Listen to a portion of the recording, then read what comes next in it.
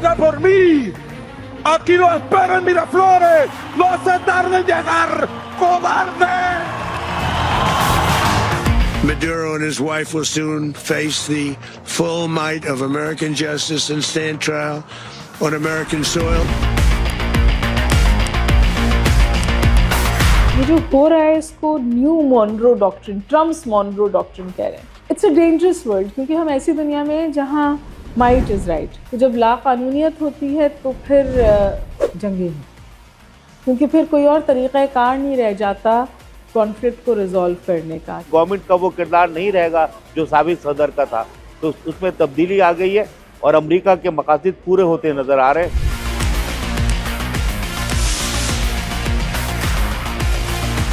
अमेरिकी फोर्सेस के हाथों वेनेजुएला के सदर निकोलस मादुरो के अगवा को कई दिन गुजरने के बाद भी सूरत हाल मुसलसल तब्दील हो रही है. अगरचे मादुरो के मंजर से हटने के बावजूद आज भी सदर मादुरो की काबीना के अरकान ही हुकूमत में हैं और कायम मुकाम सदर मैसी रॉड्रिगस ने भी बज़ाहिर यही कहा है कि इस वक्त वेनेजुएला में किसी एजेंट की हुकूमत नहीं है. मगर अमेरिकी हुक्काम का कहना है कि वेनेजुएला की कायम मुकाम सदर और वजीर दिफा वाशिंगटन से मुकम्मल ताउन कर रहे हैं. सदर को गैर कानूनी तौर पर गिरफ्तार करके दो मकासद हासिल किए. एक तो तेल के ज़खायर को अपने कब्जे में ले लिया, दूसरे ज़ाहिर है अब गवर्नमेंट का वो किरदार नहीं रहेगा जो साबिक सदर का था, तो उसमें तब्दीली आ गई है और अमेरिका के मकासद पूरे होते नज़र आ रहे हैं. मगर ये और बात है कि वहाँ अवामी मज़ाहमत बढ़ती जा रही है, तो अवामी मज़ाहमत जो है उसका कहीं ना कहीं नतीजा ज़रूर निकलेगा. वेनेजुएला के पास तेल के ज़खायर सबसे ज़्यादा ज़रूर है, मगर इसकी पैदावार दुनिया की पैदावार का सिर्फ 1% है. तो क्या इसका मकसद सिर्फ वेनेजुएला में चीन के बढ़ते हुए असर रसूख को रोकना था? क्योंकि चीन अमेरिका के बैकयार्ड में वाक़े वेनेजुएला के साथ दिफाई ताउन में भी तेजी से इजाफा कर रहा था. ये जो थी ये चाइनीज़ फ्रेंडली रिजीम थी. और दूसरी बात ये कि वेनेजुएला जो था वो largest exporter of oil to China था.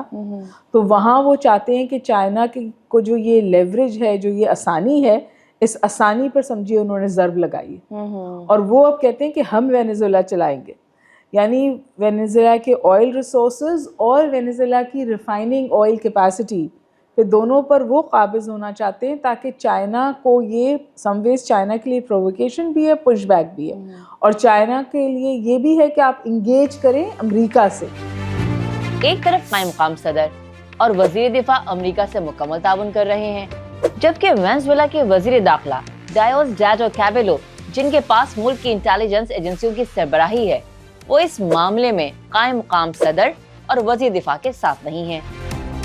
वजीर दाखिला डायोसडेडो कैबेलो हुगो चावेज़ के पुराने साथी होने के साथ साथ एक सोशलिस्ट मलेशिया के सरबराह भी हैं, जो मुस्तकबिल में अमरीकी मदाखलत को मद्देनजर रखकर ही कायम की गई थी.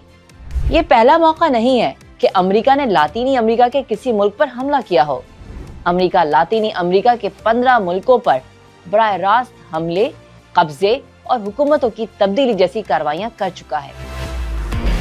लातीनी अमेरिका के मुल्कों पर साम्राज्यी तसल्लुत की बुनियाद 1823 में अमेरिकी सदर जेम्स मोनरो ने रखी थी और उनकी इस पॉलिसी को मोनरो डॉक्ट्राइन भी कहा जाता है. ये पॉलिसी ये थी कि अमेरिका लातीनी अमेरिका में किसी यूरोपीय मुल्क की मदाखलत को कबूल नहीं करेगा और यूरोप के किसी मुल्क को इस बात से कोई सरोकार नहीं होना चाहिए कि अमेरिका लातीनी अमेरिका में क्या कर रहा है. बैनुल-अक़वामी माहिरीन का कहना है कि सदर मादुरो का इक़वा भी मोनरो डॉक्ट्राइन पर ही अमल दरामद है. लेकिन इस इक़दाम के बाद दूसरी जंग अज़ीम के बाद कायम होने वाला वर्ल्ड ऑर्डर अमलन खत्म हो गया और दुनिया एक बार फिर जिसकी लाठी उसकी भैंस के निज़ाम पर चली गई है.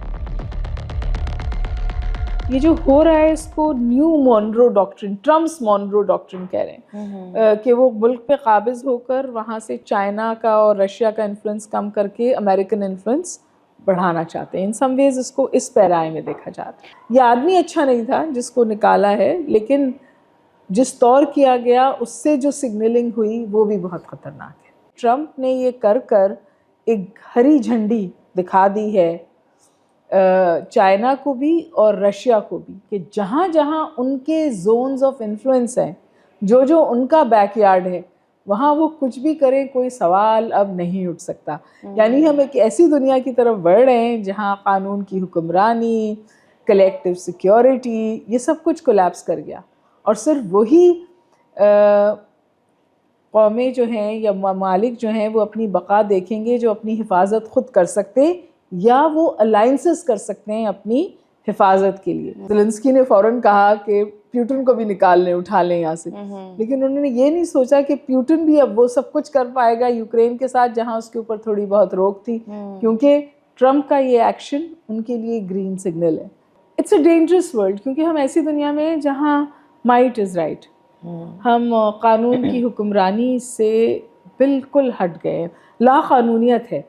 तो जब ला कानूनियत होती है तो फिर जंगें होती हैं, क्योंकि फिर कोई और तरीक़ाकार नहीं रह जाता कॉन्फ्लिक्ट को रिज़ॉल्व करने का। जब आप बातचीत से पहले हमला कर दें तो फिर बातचीत के दरवाजे बंद हो जाते हैं और फिर तबाही के बाद फिर आप बातचीत की तरफ आते हैं। तो इस्तेमारियत के वो मज़ाहिर हैं जिसके ज़रिए बरतानिया, फ्रांस, स्पेन, हॉलैंड, पुर्तगाल और अब अमेरिका ने अपनी रियासतों में तोसी दी है और अपने माशी मफादात को ज़बरदस्ती हासिल किया।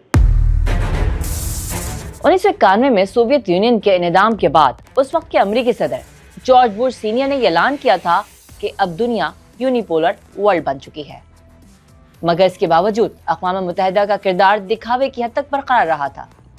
मगर जो कुछ इसराइल ने गजा और अमेरिका ने वेनेज़ुएला में किया है, उसके बाद से अक़वाम मुत्तहिदा की साख बिल्कुल ही ख़त्म हो गई है।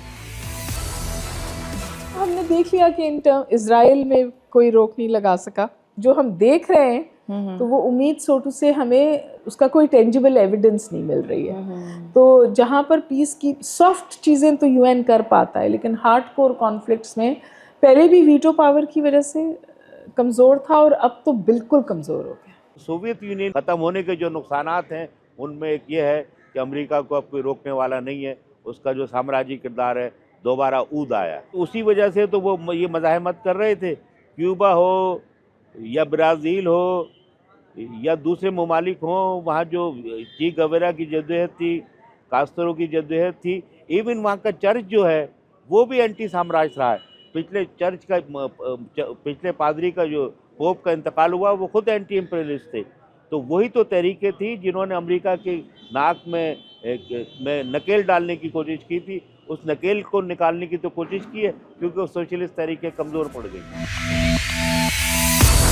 अमेरिकी सदर वेनेज़ुएला के बाद क्यूबा, कोलंबिया और मेक्सिको के बारे में भी इसी किस्म के अज़ाइम जाहिर कर रहे हैं, जबकि वाशिंगटन में ईरान के रिजीम चेंज ऑपरेशन की भी बात की जा रही है। देखिए, ईरान की बड़ी पॉलिटिकल सूरत हाल है। वहाँ के अवाम और मुल्लाओं की हुकूमत में बड़ा फासला है, उनका जबर का निज़ाम है, ख़वातीन की आज़ादी नहीं है, फिर ज़बरदस्त माशी बहरान है, फिर माहौलियाती बहरान है, शदीद खुशहाली है।